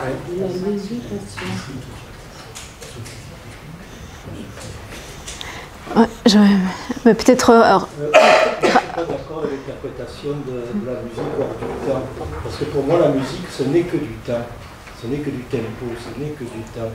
Au contraire, je pense que c'est une des plus belles inventions de l'homme, c'est justement d'avoir réussi à maîtriser ce temps et à le rendre d'une façon sonore et d'une façon linéaire, de toutes les manières, ordonnée et non ordonnée. Et c'est pour ça que moi je ne suis pas tout à fait d'accord avec ce qui a été dit, qu'on s'oublie, qu'on n'est plus dans le temps. Au contraire, on est vraiment dans le temps. Peut-être parce que je suis plus matérialiste, je suis moins mystique, mais je pense que la musique, c'est vraiment le temps, c'est le tempo, c'est vraiment... Mais ce n'est pas contradictoire. Oui, voilà, ça n'a pas de rapport en définitive. Toi, tu analyses la musique comme phénomène, la façon dont tu l'écoutes. Là, ce qui était décrit, c'est autre chose. C'est un moment d'écoute qui te décroche du temps. Mais ça ne nie pas le temps. Je ne sais pas si c'est clair. Voilà. Non, on peut le dire... On peut le dire autrement, c'est simplement qu'il ne pourrait pas dire combien de temps a duré cette écoute, parce que... Mais c'est évident qu'il y a besoin d'avoir du temps pour avoir une mélodie, puisque forcément c'est la manière dont se suivent les notes qui fait la mélodie, donc forcément c'est un déploiement dans le temps. mais c'est vrai qu'on peut perdre la notion de tout le reste du temps, c'est-à-dire de tout le temps qui continue dans le reste des activités pendant ce temps-là, quoi. Mais pour en revenir à la notion de mélange chez Platon, ce qu'il voulait dire quand il parlait de plaisir mélangé, ce n'était pas exactement que l'effet suscité par la musique et pouvait être un effet double, à la fois tristesse et joie, par exemple, ou à la fois plaisir et douleur. Ce qu'il voulait dire, c'est que l'écoute de la musique ne répond pas à un besoin. C'est-à-dire qu'il n'y a pas un manque qui doit être comblé pour rétablir l'équilibre par la musique. On peut concevoir parfaitement une vie sans musique, surtout si on ne l'a jamais connue d'ailleurs. Donc par rapport au désir, évidemment, on n'a pas le désir de ce qu'on n'a jamais connu, donc voilà, il n'y aurait pas de manque qui s'imposerait. Et donc c'est en ce sens qu'il le classait dans les plaisirs non mélangés. C'était pas parce qu'en revanche, Platon connaissait très bien les effets de diverses mélodies sur les émotions, et donc il répertoriait d'ailleurs, pas seulement lui, c'était très connu, de répertorier les types de rythmes qui suscitent différentes émotions. Donc il y avait les rythmes lascifs, les rythmes martiaux, les rythmes plutôt mélancoliques, tout ça était répertorié, c'était connu que ça pouvait provoquer toutes sortes d'effets. Mais ce n'est pas en ce sens que c'est mélangé, ce n'est pas par rapport aux effets que ça produit, c'est vraiment parce qu'il n'y en a pas un besoin vital pour le corps, quoi. Même si c'est vrai que certains pourraient dire qu'à partir du moment où ils ont tellement apprécié, ils ne pourraient plus s'en passer, mais c'est pas à ce moment-là, c'est un besoin suscité, justement. Ce n'est pas un besoin naturel, c'est un besoin suscité. Et alors, par ailleurs aussi, par rapport à la musique, c'est très intéressant, parce que tu as parlé du plaisir intellectuel de la musique, que Platon considère qu'il y a aussi deux manières de s'intéresser à la musique, ou la manière la plus triviale, c'est effectivement d'avoir du plaisir aux notes, et donc même du plaisir à jouer les notes. Et ça, c'est, dit-il, c'est en contact avec la matérialité de la musique. Mais que c'est beaucoup plus intéressant d'étudier uniquement le côté mathématique de la musique. C'est-à-dire justement de comprendre les écarts entre les notes, de comprendre les rapports, de comprendre que les harmonies sont fondées en fait sur les harmonies, ça veut dire des rapports réguliers. Donc toute cette décomposition mathématique de la musique, c'est ça qui l'intéresse le plus. Donc il est intellectuel jusqu'au bout évidemment, mais il connaît bien les deux, quoi, bien sûr. Et alors c'est la même chose par rapport à cette expérience de n'être plus que attentif à une seule dimension de sa sensation, par exemple. C'est la même chose pour Platon, mais simplement, encore une fois, pour lui, ça ne sera pas par la sensation qu'on arrivera à être entièrement concentré dans une seule activité, ça sera, encore une fois, par l'intelligence. Et donc, il essaye de développer un dépouillement de toutes les autres fonctions, à l'exception de cette seule fonction de la pensée, pour n'être plus que pensée, lui justement. Et ça va être très fort renforcé par Plotin, avec un rapprochement, enfin une convergence de plus en plus marquée avec des techniques orientales de méditation, donc de dépouillement par la méditation, pour faire le vide, sauf une concentration extrême sur une seule dimension. Alors dans ce cas, c'était une pensée. En revanche, l'expérience sensorielle, elle m'a fait penser à Merleau-Ponty qui parle de la peinture de Cézanne et qui dit que Cézanne a une expérience de la couleur telle que c'est même pas dans la peinture seulement, mais une expérience sensorielle telle qu'il devient couleur. Il a cette même expérience comme tu deviens musique, il devient couleur. Il n'est plus que cette vision de la couleur. Je pense effectivement c'est une expérience qu'on peut faire. Mais toujours Platon sera du côté intellectuel. Toujours ce sera sa préférence. Alors quand il la défend rationnellement, c'est toujours à partir des critères d'exactitude, de précision, mais au fond, ce sont des justifications a posteriori, non, pour justifier quelque chose qui a un plaisir, enfin qui a une préférence personnelle. Lui trouve son plaisir là, non ? Je pense qu'il faut quand même aussi prendre ses distances par rapport à ce qu'il dit et voir pourquoi Platon dit ça. En premier lieu, son plaisir à lui, il le trouve principalement dans l'activité intellectuelle. Et de fait, on peut avoir un plaisir immense, effectivement, à comprendre quelque chose de super compliqué. Justement, là, par rapport à ça, évidemment, ça fait un rapport direct avec l'exposé qui vient d'être fait, mais c'est un rapport avec l'ensemble. Par rapport à la poésie, bon, c'est vrai que Platon condamne la poésie dans la République. C'est vrai que bon, il la restaure en partie une poésie qui serait éducative, mais quand même, lorsqu'on regarde l'ensemble de l'œuvre et ce qui vient d'être dit maintenant, en plus, bon, les dialogues dont on n'a pas parlé, par exemple le Phédon, c'est quand même une formidable création poétique Platon. Est-ce que vous pourriez préciser donc le rapport de Platon à la poésie, puis aussi par rapport à la raison? Parce que même si effectivement ce qu'il aime, c'est dans la musique, ce sont les mathématiques, ou ce qu'il aime dans la poésie, c'est peut-être le côté éducatif, c'est quand même une œuvre de poésie. Mais la clé, je pense, pour cette question-là, c'est le banquet et le Phèdre. Ce sont les dialogues où il développe, mais plus le banquet et le Phèdre dans la notion d'enthousiasme et le fait d'être inspiré et d'être inspiré. Et donc, il y a une de ces inspirations, c'est l'inspiration poétique, enfin il dit des muses en général, qui, lorsqu'elle est vraiment, effectivement, lorsqu'effectivement elle nous dépasse, lorsqu'elle n'est pas simplement un effet du travail, de l'effort, mais que quelque chose nous soulève, qui nous dépasse, à ce moment-là, c'est une des manières de s'élever le plus qu'on peut, quoi. Donc c'est extrêmement valorisé par lui au même titre que cette élévation philosophique. Et que le délire amoureux. Les trois sont vraiment liés. Donc c'est sans doute là qu'il y a la plus importante réhabilitation de la poésie, en tant qu'elle peut provoquer une exaltation qui est nécessaire. Et ça rejoint ce qu'il mentionne ici dans le Philèbe, mais assez rapidement, sur la beauté, la nécessité de la beauté. Alors la beauté vient de la mesure et de la proportion, mais c'est ce qu'on... En musique, c'est justement les harmonies, les mélodies qui viennent de rapports, effectivement, entre des notes, ou du tempo, enfin, etc. Il faut vraiment le convertir comme ça et se rendre compte que il faut prendre très au sérieux son affirmation qu'on a besoin de l'ensemble. On n'est pas dans le Platon exclusif. C'est vrai qu'il continue à mettre des priorités, des préférences, mais ce n'est pas une exclusivité. On a besoin du tout.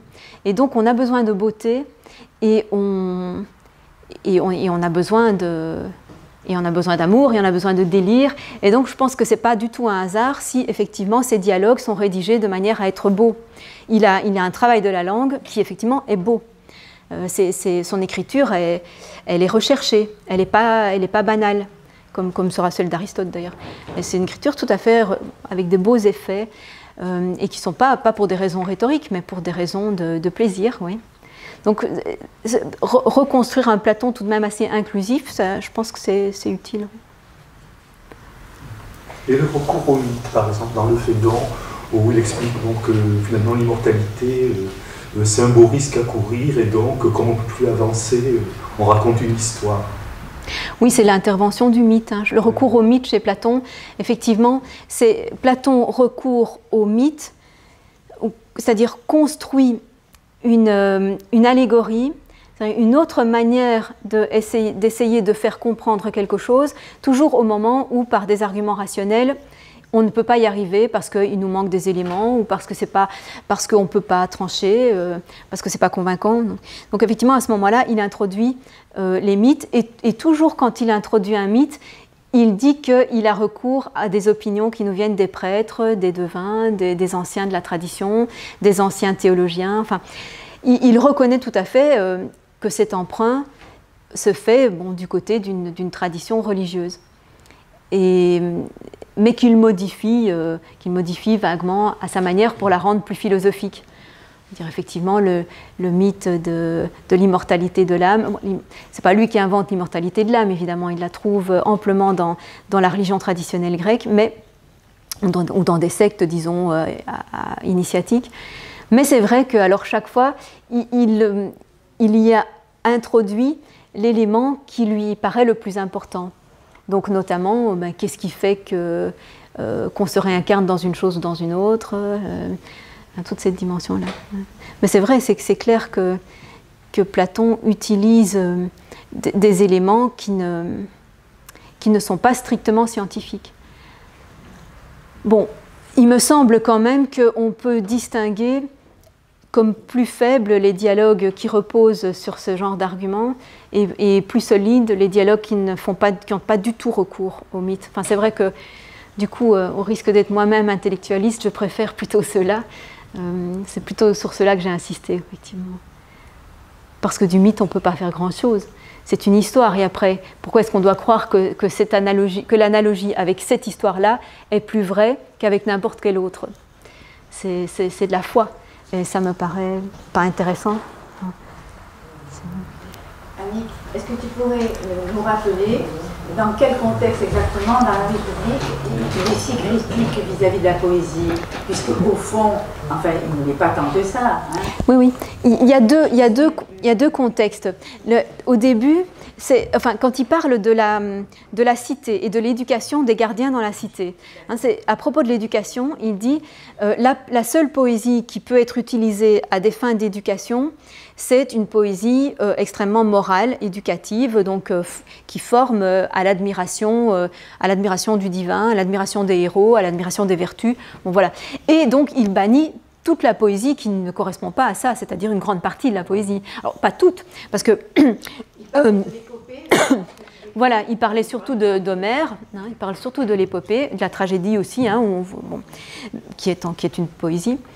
Mais si on prend par exemple un poète comme Pindare, qui est un poète très très connu à cette époque, c'est un poète qui exalte tous les vainqueurs aux Jeux Olympiques, qui exalte la divinité, qui exalte le patriotisme, enfin toutes les valeurs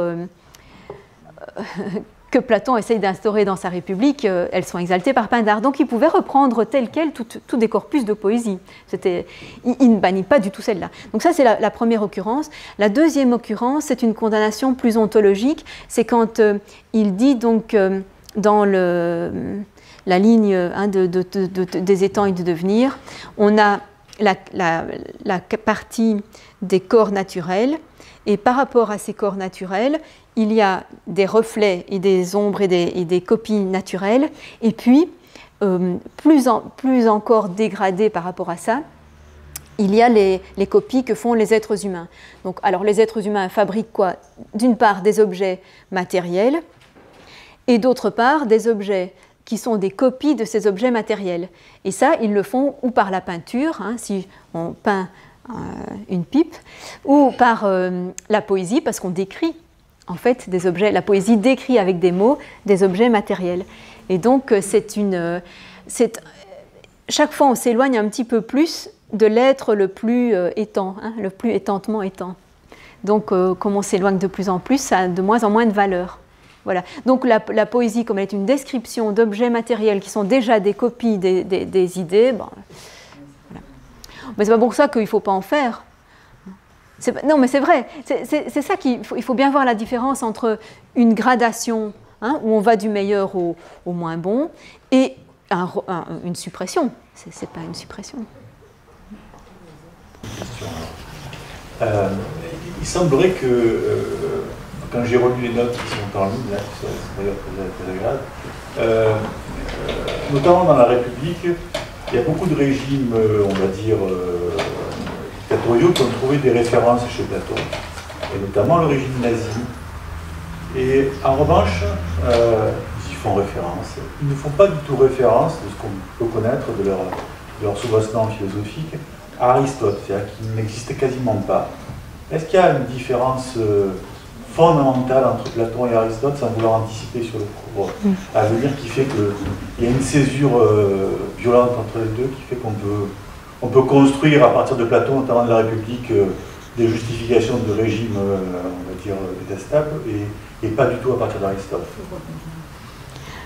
Tu veux répondre? Enfin, je crois qu'en fait, il faudrait, disons, approfondir ce que signifie l'antiplatonisme à la mode et, disons, ce qui tend à assimiler Platon à un précurseur de l'un et un précurseur du totalitarisme. Est-ce qu'il est, selon vous, est-ce qu'il est vraiment réel qu'on puisse déduire de la lecture attentive et sérieuse de la République la préfiguration du nazisme? Est-ce que ça vous paraît pas la préfiguration, mais en tout cas, on peut, quand on a eu le cours, on a été tous un petit peu choqués quand même par l'eugénisme, par la classification des individus. C'était quand même un petit peu... oui, on y pense naturellement, je pense.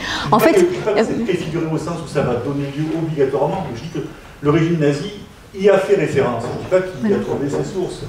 Mais en revanche, il ne fait pas du tout référence à Aristote. Donc, ici, il y a bien quelque chose qui s'est passé entre les deux. Ah oui, tout à fait. D'ailleurs, ils se pensaient, dans leur idéologie, ils se pensaient même en nom direct avec les Grecs. Hein, je veux dire, mais la question est inverse, hein, c'est-à-dire c'est pas effectivement qu'est-ce qui chez Platon préfigure le nazisme, c'est plutôt comment se fait-il que les nazis ont pu trouver certaines choses, même effectivement en isolant des éléments ou en les déformant, mais enfin ils ont pu trouver peut-être certaines choses chez Platon et n'ont pas pu en trouver chez Aristote. Mais ceci dit, on a eu le même problème à propos de Nietzsche. Voilà pourquoi est-ce que chez Nietzsche ils ont pu trouver des éléments, même en les déformant, même en les isolant. Et qui n'auraient pas pu le trouver chez n'importe quel philosophe, ça c'est certain. Et donc c'est vrai qu'il y a l'eugénisme et qu'il y a le fait d'une fixation sociale, mais en même temps, si les nazis avaient fait ça, ils auraient déjà fait mieux que ce qu'ils ont fait, parce que s'ils avaient vraiment voulu que chacun soit exactement à la place pour laquelle il a des bonnes dispositions, ils auraient fait une autre politique que ce qu'ils ont fait. C'est pas, voilà, c'était pas, enfin, une politique raciale ne peut pas correspondre à ça, par exemple. Je veux dire, on ne pouvait pas considérer alors tous les juifs dans le même sac, par exemple. C'est absurde. Hein. Platon n'aurait jamais fait ça dans son classement, effectivement, en différents groupes sociaux. Donc, encore une fois, c'est toujours qu'est-ce qu'on va chercher comme élément isolé en négligeant évidemment tout le reste. Mais alors pourquoi chez Aristote c'est impossible de toute façon? Et ça c'est tout à fait vrai. Je ne vois pas comment chez Aristote on pourrait aller chercher des éléments pour nourrir une dictature ou un régime totalitaire. Si ce n'est, ce qu'on a d'ailleurs fait, c'est on constate que Aristote, à certains endroits en décrivant les régimes, dit qu'est-ce qui fait que ce régime peut se maintenir? Et donc il a l'air de donner, déjà comme Machiavel le fera, des conseils aux gouvernants pour se maintenir. Mais en fait, ce sont toujours des conseils d'adoucissement. Il dit même aux tyrans, si tu veux rester en place, tu as intérêt à être beaucoup plus respectueux, beaucoup plus correct, beaucoup plus ouvert, plus permissif. Et donc en fait, ce sont toujours au fond des conseils qui font que moins le régime est mauvais, plus il se maintient. Donc ce n'est pas du cynisme, c'est plutôt, je dirais, ça va dans le sens du bon sens, quoi. Moins il est dur, plus il se maintient. Donc c'est pas...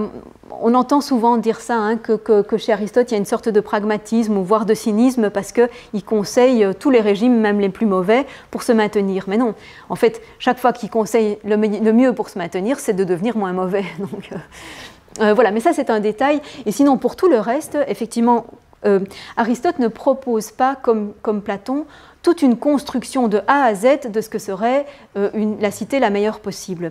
Ce qu'il fait, c'est comparer entre tous les régimes existants en voyant quels sont leurs défauts, leurs points forts. Et alors, en passant, chaque fois, il dit au fond qu'est-ce qui a sa préférence. Et donc, si on rassemble tous ces éléments de préférence, on voit que ce que lui préférerait comme régime, mais applicable là tout de suite, quoi. Ce n'est pas quelque chose à construire de toutes pièces, c'est réalisable tout de suite. C'est un régime où tous les citoyens qui ont les capacités pour le faire participent aux 3 pouvoirs. Donc pouvoir délibératif plutôt que législatif, puisque c'est prendre toutes les décisions, pouvoir délibératif, pouvoir exécutif et pouvoir judiciaire. Et tous les citoyens qui en ont les capacités, ça veut dire ça veut dire qu'à tous, on doit donner une éducation, un enseignement complet pour pouvoir devenir justement un bon juge dans tous les domaines nécessaires de la politique, donc un bon juge en économie, en construction navale, en stratégie, voilà, en tout ce qu'il faut. Et donc tout le monde doit recevoir cet enseignement, et ensuite, seuls ne seraient pas admis éventuellement ceux qui n'auraient pas pu suivre l'enseignement, ou qui l'auraient refusé, ou ceux qui auraient une conduite morale telle qu'on ne pourrait jamais leur faire confiance. Enfin, voilà. Donc c'est un tri a posteriori. Et donc en fait, c'est clair que son système, c'est un système qui n'est pas démocratique au sens de la démocratie de l'époque, puisque la démocratie de l'époque, c'est tout le monde sans condition. Sans condition, sans formation, sans rien, c'est tout le monde absolument, sans aucun critère, sans aucune sélection. Alors que pour lui, c'est pas l'ensemble, c'est pas tout le monde, c'est seulement ceux qui ont réuni ces capacités qui sont de l'éducation générale, de la paideia, donc vraiment cette formation générale qui permet d'être juge, non pas expert justement, mais juge dans tous les domaines. Donc ça veut dire, d'après lui, un homme normalement constitué en est capable. C'est pas quelque chose qui demande des capacités intellectuelles spéciales. Donc en fait, voilà, c'est un système où il y a une très très large participation, même si elle n'est pas... Lui ne peut pas l'appeler démocratique, parce que la démocratie à son époque, c'est autre chose. Mais pour nous, c'est bien plus que la démocratie actuelle. Donc c'est ça aussi qui est difficile, parce qu'il y a des gens qui disent Aristote n'est pas partisan de la démocratie, et d'autres qui disent Aristote est partisan de la démocratie, mais ça dépend quelle démocratie, évidemment. Celle de son époque, non, mais beaucoup plus que celle de notre époque. Voilà. Et voilà, et chez lui, il n'y a pas tellement... il n'entre pas non plus dans autant de détails que... Il faut dire que la politique d'Aristote, elle est inachevée. Et donc, elle se termine... Enfin, on ne sait pas si c'est perdu ou si ça n'a jamais été écrit. Elle se termine justement au moment où il parle de l'éducation, où il essaie de détailler justement toute cette éducation, et on ne sait pas s'il aurait proposé des mesures très, très directives en termes de sélection. Voilà, ça, tout simplement, on n'a pas de traces de ça. Mais enfin, dans tout le reste, ça ne s'oriente pas de la même façon, ça c'est sûr. Que chez Platon, principalement parce qu'il n'y a pas cette idée que c'est tellement difficile d'atteindre la science politique que c'est vraiment le cas d'une infime minorité de gens. Et ça, c'est justement, ça c'est la grande opposition. C'est ça qui détermine tout le reste. Dire, est-ce que la capacité politique est tellement difficile à atteindre que de toute façon, on aura extrêmement peu de gens comme gouvernants, ou bien de dire au contraire, c'est une paideia générale, la plupart des gens, à moins d'avoir un dysfonctionnement particulier, peuvent y arriver, donc c'est la justification de la démocratie, quoi. Donc c'est difficile à récupérer dans un autre sens, quoi, effectivement. Et pourquoi Platon fait tant horreur aux responsables de l'art contemporain, au monde de l'art contemporain? Pourquoi est-ce qu'on parle toujours d'antiplatonicien? Mais parce que je crois que c'est principalement dû à l'ignorance, c'est-à-dire qu'on connaît quelques repères pas du tout approfondis, pas du tout en détail, et donc voilà, on associe toujours 3-4 mots à chaque philosophe. Voilà, on parle de Descartes, on parle de la raison, mais il n'y a pas que ça chez Descartes. On parle de Platon, on va parler effectivement de l'état totalitaire ou bien de l'exclusion des poètes. C'est très superficiel. Enfin, et en fait, comme ce savoir superficiel, c'est le seul qui est transmis, qui se transmet de génération en génération, c'est ce qu'on reprend, c'est ce qu'on répète. C'est le malheur de la répétition de quelques petites idées attachées à chaque philosophe, quoi. L'exégèse. Non, c'est pas l'exégèse, c'est le... Ça circule, hein, ça se transmet. Non, parce que l'exégèse, c'est justement une étude. Enfin, oui, là c'est un anathème, mais... C'est le contraire, le fait de se contenter de si peu. Voilà, pourquoi se contenter de quelques phrases attachées à chaque philosophe en pensant que ça, voilà, que ça le résume entièrement et qu'il n'y a pas autre chose. Mais c'est vrai, et c'est vrai pour tous. Je crois qu'on associe,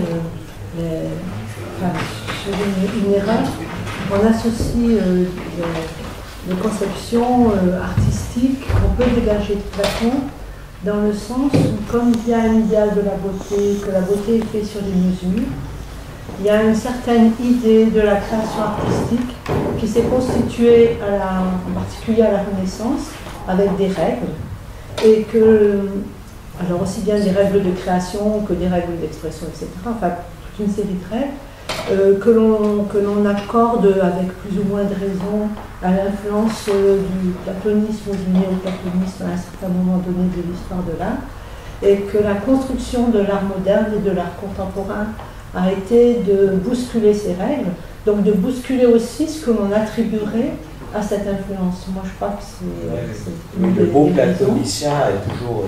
Et puis, il y a l'idée qu'on n'a pas pu admettre qu'il puisse avoir à la fois un art qui est fondé sur la mesure, sur les règles, et puis un art qui est fondé, ce que défend Platon, sur l'inspiration et l'enthousiasme. Et là, il y a une contradiction qui n'est pas assumée par l'art contemporain. Oui, merci, ça c'est une belle réponse.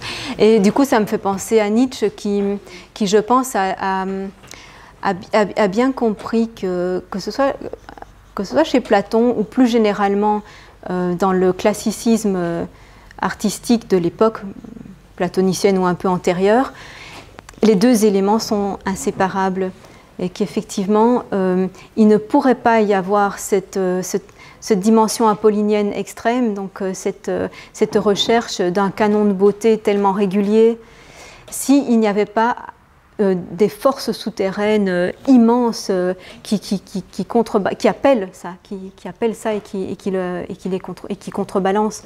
Et donc effectivement, si on prend la tragédie comme une des expressions tout à fait classiques de l'art grec,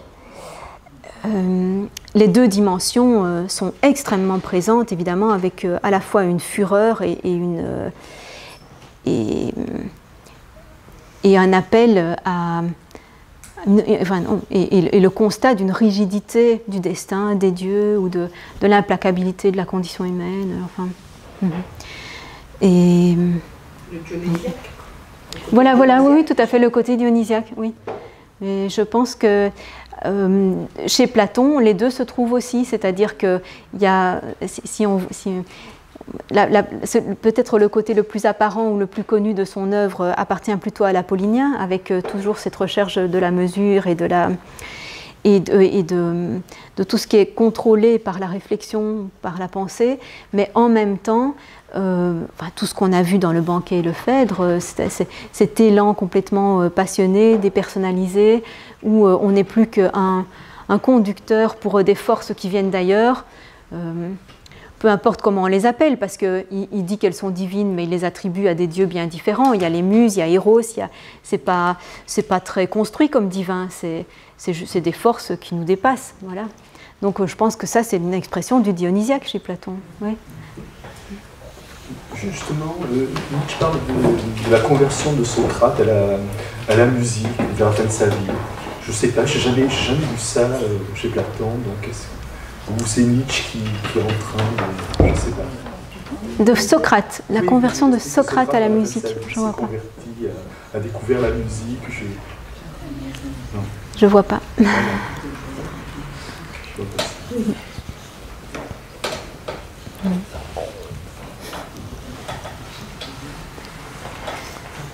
Bon, mais je crois qu'on va aller remplir un petit manque. Merci à vous, à bientôt.